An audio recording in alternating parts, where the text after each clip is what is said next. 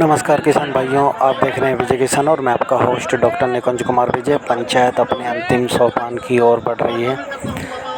किसान नेता राकेश टिकैत का अंतिम भाषण होगा, उसके बाद पंचायत का समापन हो जाएगा।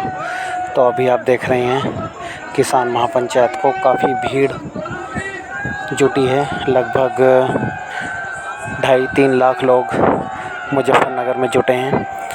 तो अब सवाल यह उठता है कि क्या कुछ इसका मैसेज सरकार को जाएगा। सरकार के मंत्रियों के भी जो इस पर टिप्पणियां हैं या इसकी आलोचना है वो आने लगी हैं उनकी तरफ से टिप्पणियां, चाहे उसमें सुरेश राणा हो, संजीव बालियान हो, कई लीडर्स और आपके बुढ़ाना से विधायक उमेश मलिक हों।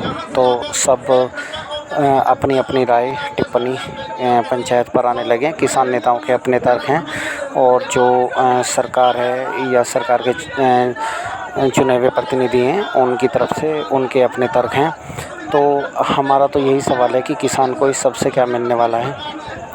तो देखिए, काफ़ी जनता इसमें जुटी है, तो जाहिर सी बात है कि सरकार पर थोड़ा दबाव आएगा और कम से कम जो गन्ना किसान हैं उनके लिए यह एक संजीवनी साबित होगी, क्योंकि आने वाले जो अभी सीज़न है, पेराई सत्र शुरू होने वाला है अक्टूबर से, तो उसके लिए गन्ना मूल्य जो सरकार तय करती है, राज्य सरकारें, तो वो अभी तक तय नहीं हुआ है। तो इसके मद्देनज़र थोड़ा सा गन्ना किसानों को ये राहत हो सकती है कि उनके लिए एक अच्छा पैकेज सरकार मुहैया कराए, क्योंकि किसानों को और खापों को साधना सरकार के लिए, खासकर उत्तर प्रदेश में जो अगले वर्ष चुनाव हैं, तो उत्तर प्रदेश सरकार के लिए बहुत बड़ी एक समस्या हो गई है।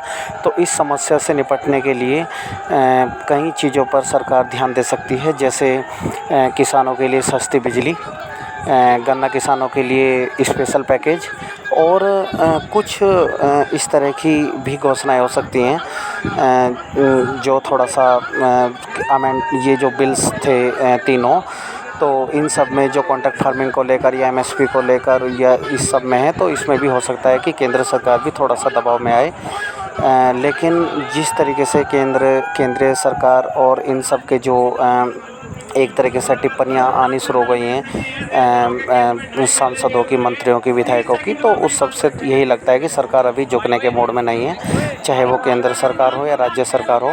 लेकिन सवाल यही उठता है कि इससे किसान को क्या कुछ मिलने वाला है। देखिए, जो मुख्य मुद्दे हैं उनसे सरकारें भी मुंह मोड़ रही हैं और जो कथित किसान संगठन हैं वो भी उन सब से मुंह मोड़ रहे हैं। तो वो एक बड़ी समस्या यहाँ पर है कि जो मुख्य मुद्दे हैं वो गौण हो गए हैं कहीं।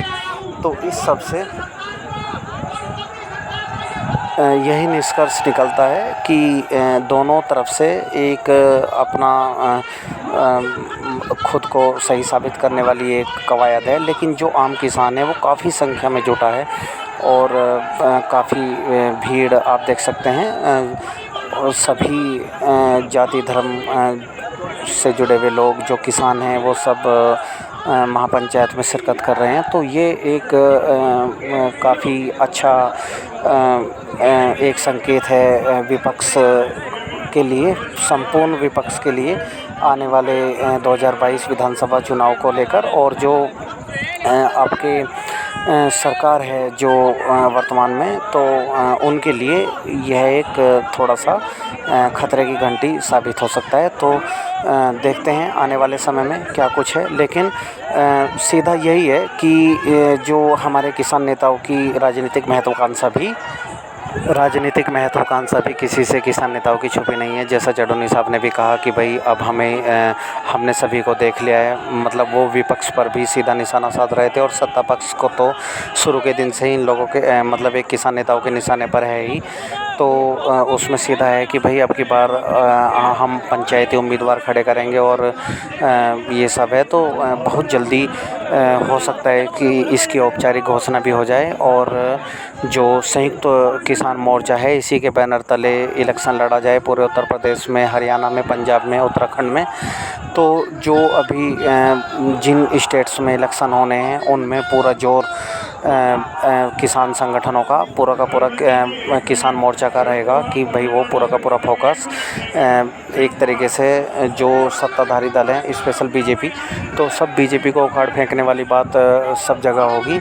तो इस सब में देखना ये है कि जो विपक्ष एक संजीवनी तलाश रहा था, तो उसके लिए एक थोड़ी सी समस्या ज़रूर इसमें है, क्योंकि विपक्ष को लग रहा है कि भाई वो किसान आंदोलन का फ़ायदा उठाकर पूरी तरीके से सत्ता पर काबिज हो जाएंगे। लेकिन अगर ऐसी स्थिति आती है कि संयुक्त किसान मोर्चा ही इलेक्शन अगर लड़ता है अपने पंचायती उम्मीदवार, जैसा कि कहा जा रहा है कई नेताओं के द्वारा, तो वो एक बड़ी समस्या पूरे चाहे वो पक्ष में हो चाहे विपक्ष में हो, सभी राजनीतिक दलों के लिए एक बड़ी समस्या होने वाली है।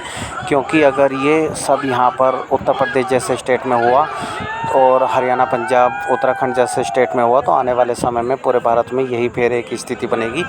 तो अब सरकार सबसे पहले डैमेज कंट्रोल के लिए यही चाहेगी, सबसे पहले तो गन्ने का समर्थन मूल्य जो है वो हो सकता है कि 350-360 रुपये क्विंटल तय कर दिया जाए, जिसकी संभावना एक बहुत ज़्यादा है। तो उस सब से वो एक डैमेज कंट्रोल की तरह काम करेगा। और दूसरी बात है कि सरकार को भी अपने जो उनके सांसद, विधायक या मंत्री हैं, उन्हें भी थोड़ा सा एक इंस्ट्रक्शन इस तरह के देने चाहिए कि वो इस तरह के ज्वलंत मुद्दे पर सीधी मतलब एकदम से सीधा आलोचनात्मक रवैया ना अपनाएं। वो थोड़ा सा डिफेंसिव मोड में रहेंगे तो वो ज़्यादा बेहतर उनके लिए होगा। लेकिन वो उनका हो सकता है